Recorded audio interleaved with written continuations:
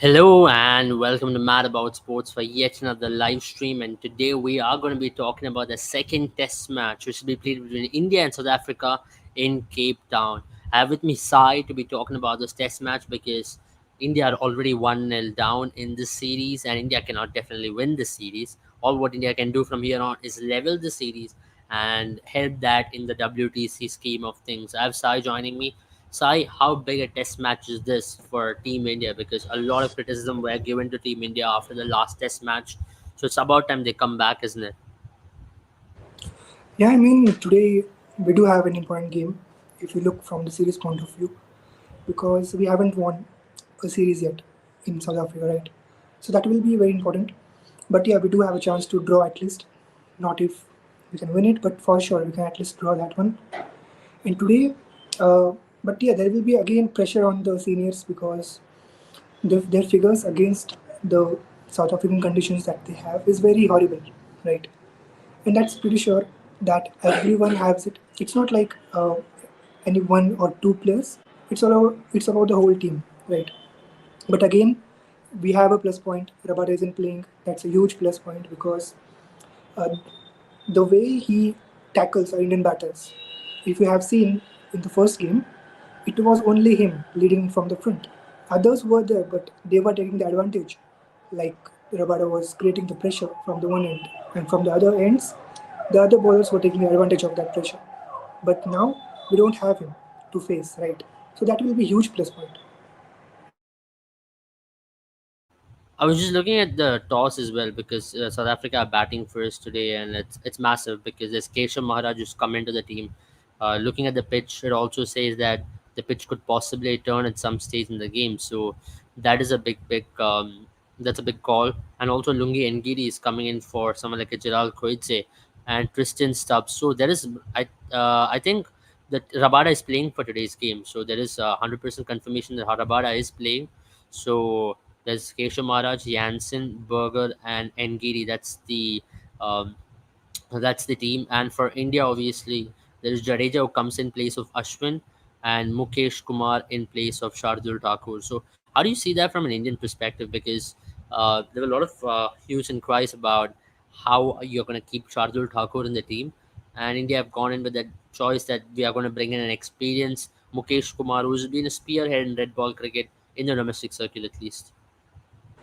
Yeah, I mean, looking at the squad, I'm quite impressed. Like, we I have think. Mukesh today Mhm. because he meant to be in the side because the way, to be honest, in the pitches that we have in South Africa, those are not swinging conditions. We need to hit the red bowler that we need. And for him, like anyone like Siraj or anyone like Krishna or Mukesh, these players rely on their bounce and the effort they put in extra effort as compared to Shardul, who is much more a full length Yeah. delivery bowler, right? So that's a good decision to be honest. But this had to be taken in the first game itself. Not, I feel today it's a bit late, but again, that's fine because we still have one chance to prove. Rabada is there, so again, as I said, if you look at the figures, he took around 50 plus wickets against India in Test, and if you count those wickets against the Indian batters, majority of them are star players. It's not like he took to the tailenders of India or maybe kind of bowlers. All the majority wickets he took were against the top order batters. If you have the list with you, you can display that as well. All the 8 to 10 top players are the top order batters in terms of first batting from first to sixth position. So he will be again great one to see. From Indian point of view, I feel the only thing to tackle is Ravada. Okay, again we are bowling first. That's a huge advantage to be honest. Batting first in these conditions is a difficult choice.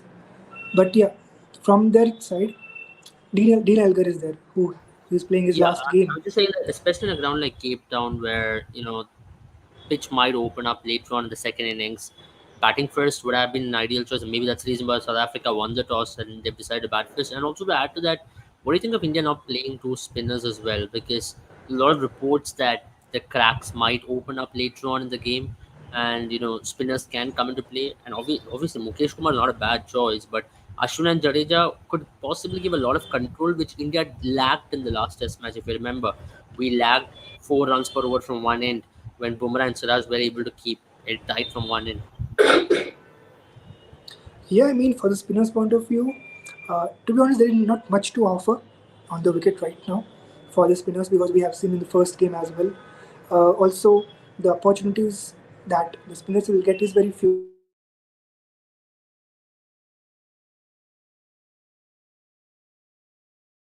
get maybe one or two opportunities in the match. So I think we've lost Sai for a small bit there. But yeah, just to be talking about it, I'm just going to be presenting what the Rabada stats are against India.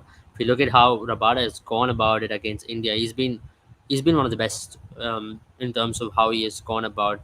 He's been just at his absolute best whenever he has turned up against India in the red ball format in South Africa, especially. He has troubled the likes of Virat Kohli. He's troubled the likes of Rohit Sharma. He's troubled Pujara in the past, Rahane in the past. I think, to be very honest, the quality which Rabada brings into the team is much more in comparison with any other bowler, and that's where you have to give credit to what he has done for South Africa in such a small period of time. Yeah, we have Sai back as well. I was just talking about Rabada and his effect. How important it is going to be for India to tackle Rabada in this Test match because as he's playing, there was a lot of speculation that he might not play. That now that he's playing, India will have to tackle him much better.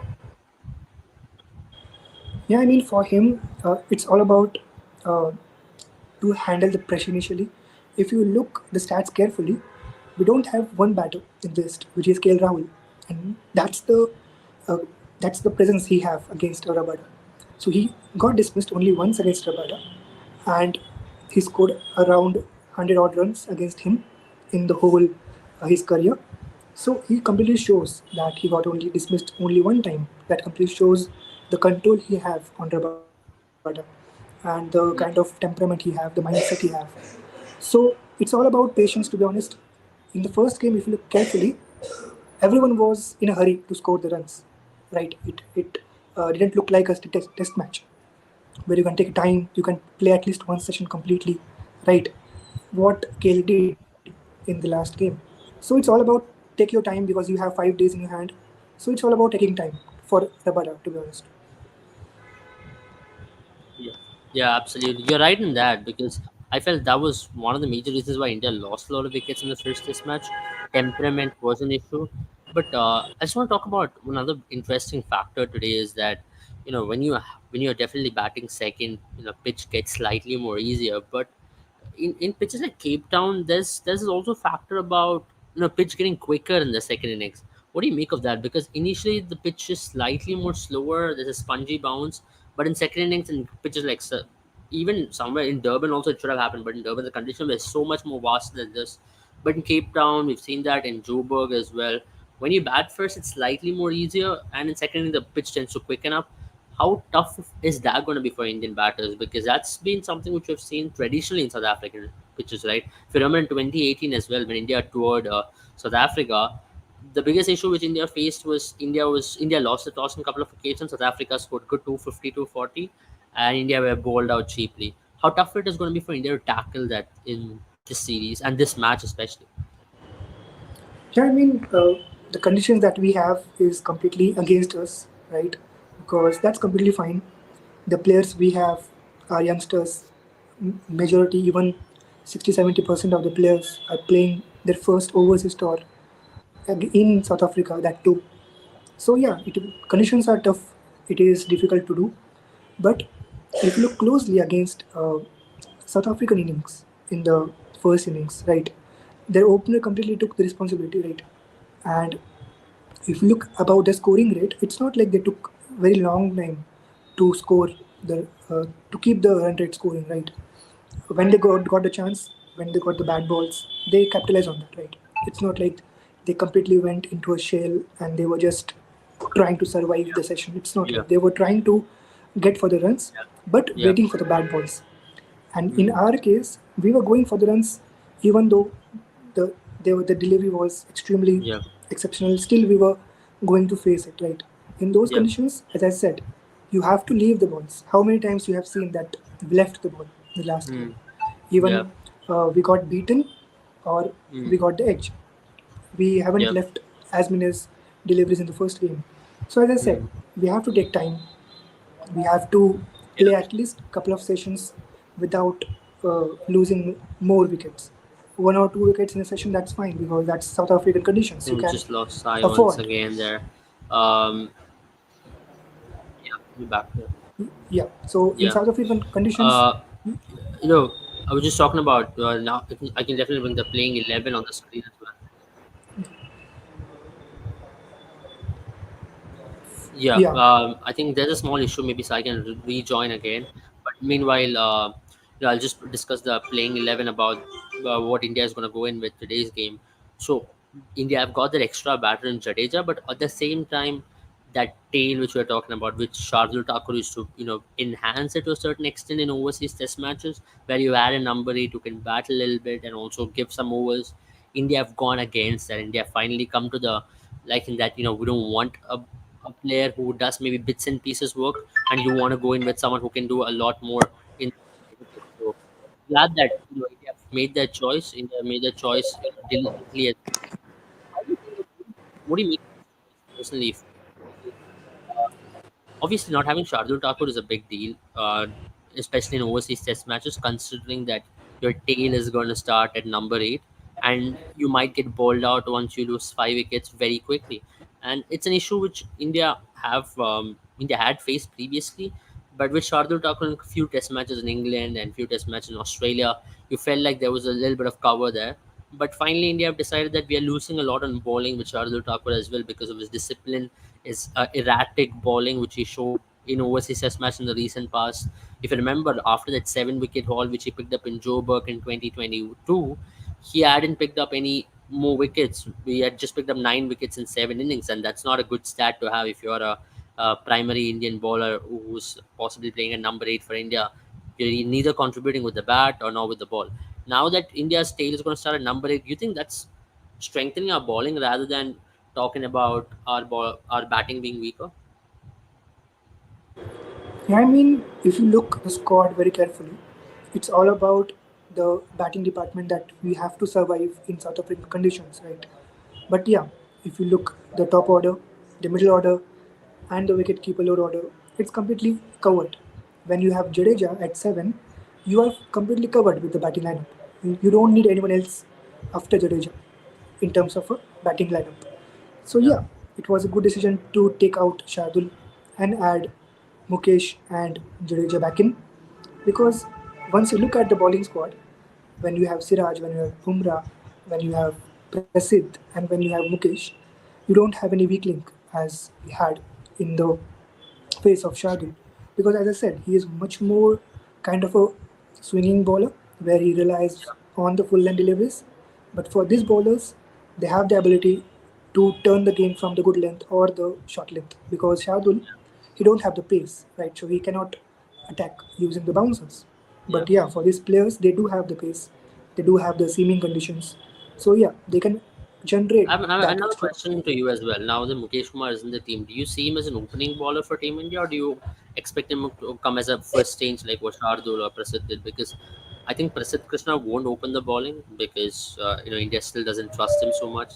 Want to ease him through, considering what happened in the last match. But for Mukesh Kumar, he's been a new ball bowler for Bengal right throughout his domestic career, and even in the West Indies series, yeah, he was a first change, but he likes taking the new nut and he likes to seam around the ball a little bit. He's extremely disciplined. Even in the white ball format, he opens the bowling. Where do you see him ball in this team? Yeah, I mean, for him, I feel, look, that the mistake we made in the last game after the lunch, we didn't start with our frontline bowlers, right? So yeah, I feel he should wait. The first spell should be with Bumrah and Siraj. Siraj. Afterwards, you can bring him depending on the conditions, right? Because what if he comes in the first spell and went for multiple runs in the starting phase Yeah, itself? yeah, Then it's extremely difficult for a bowler as a newcomer to kind of come back from that, right? So I yeah, feel he should wait and then come maybe the third or fourth spell afterwards because once we have that momentum carried on yeah, by yeah, our frontline bowlers, then they can take the advantage of that Yeah. later on. Abs- Absolutely. Now, obviously, everybody wants to know about how do we get Dean Elgar out.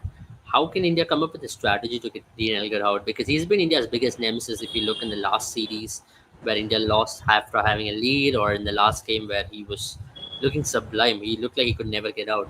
Australia had a trick that you could ball down the leg side to him, bounce him a little bit on his hips and to get him caught behind when he tries to make the short arm pull.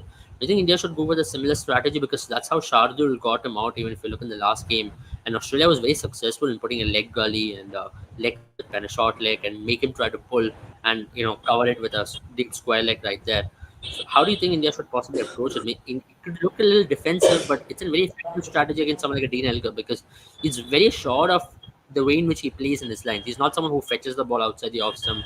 He doesn't go for that expansive drive. He waits for the ball to come straight on the straighter lines, then he drives, and at the same time he punishes anything which is loose. So he's a batter who's very circumspect with his shot selections. At the same time, he knows what he's doing. So it is a tough batter to crack in these conditions. Yeah, I mean, for Dean, to be honest, it's his last game, last series. So for sure, he will try the extra effort for his team, right? Because Test cricket is all about the openers that we have. Like we always talk about Gilchrist, we always talk about Ponting and Jack Callis and other players. So why? Because those are top quality, top order batters, right? Same we have with Dean as well. I feel in order to tackle him, it's the only first 10 to 15 deliveries or maybe 20 deliveries initially if you can struggle him. Because if you look carefully in the last game, we were completely disappeared while struggling the batters, right? We were leaking the runs very easily. It didn't even seem like a test match, right? Why? Because we didn't create the pressure, we didn't create the fielding positions like the test match. Then there are multiple factors as well in terms of bowling rotations and all. For Yeah, him, I'll said to create the pressure, don't give runs even though you don't get a wicket, but still try to keep the attacking field. Like in the captaincy of Virat, even though you don't get easy wickets, they still create the pressure with the fielding positions when you have silly point, when you have backward short leg. Like for Ashwin, we have seen they have two, three slips even from the leg side and on the keeper side, right? So that pressure you have to build initially. So that's the only thing I'll say. In terms of deliveries, once the battery is set, he won't get disturbed with any kind of delivery, even though it's a short ball, even though it's full toss or any kind of delivery you can imagine like that, right? Once he's set, then yeah, he can take away the game very easily. So that's the yeah. first 15 to 20 balls where you can create the pressure through the fielding positions as well as through discipline line length. Absolutely. You're right in pointing that out. I think we have to talk about similarly but Bumrah as well here because he's been such a big player for India. If you look at overseas test matches and since he's made his debut in 2018, he's been right up there with top five wicket takers when it comes to the strike rate as well. Because Mohammad Shami has been there, he's been phenomenal and he's dearly missed in the series. But let's talk about the Bumrah factor, right? How important he's been for India, not just in this series but throughout, and how big a factor is he going to play in today's game because he'd really control a lot of things for India today. If he does well, if he has a good game, then India is definitely on pole position to even to go on to win the match. Yeah, I mean, that's what I said, right? So the first spell is all about creating pressure, and the pressure can be created using Bumrah and Siraj. These are the only two bowlers we have who can create the pressure in the first maybe 5 to 10 overs, right? That's the only phase you have where you can capitalize on the pressure you build. He's the one that we have, like for the opponents, it's all about Rabada, right? How Yeah, Rabada mainly performs in his first spell. Based on that, other bowlers will try to replicate that, right? In the same way, how Bumrah performs in the first spell, in the first 5 to 10 overs. Based on that, the other bowlers will cope up and they will try to replicate what the leader is doing from the bowling department, right? So, yeah, he has a huge amount of responsibilities as well when it comes to overseas tour and when it comes to kind of leading from the front as a bowling unit leader. So he's yeah, the one. Once he start clicking, once he take maybe a couple of wickets early on, yeah, then you never know. They can even collapse as well. I mean, it's just not the leader of the bowling attack now. He's also the vice captain of Team India, right? I mean, he's got a lot of responsibility to also give inputs to Rohit Sharma. I mean, we did criticize Rohit Sharma quite a lot in the last Test match, and rightfully so. I think there's a lot of responsibility which comes to Jasprit Bumrah as well, because as a bowler, he'd know when the pressure has been built, what is the right length and what is the right field set for every batter. Sometimes Rohit Sharma can go blanked out. At that time, you need someone to step up and help him. Obviously, KL Rahul might, but a Bumrah kind of a player who knows, who devises strategy against batter, it's his role as well, because you are not simply named the vice captain. You are required to really step up in leadership role as well. How do you see that, the leader in Bumrah stepping up in this game? Yeah, that's really good to notice that he's also the vice captain, right?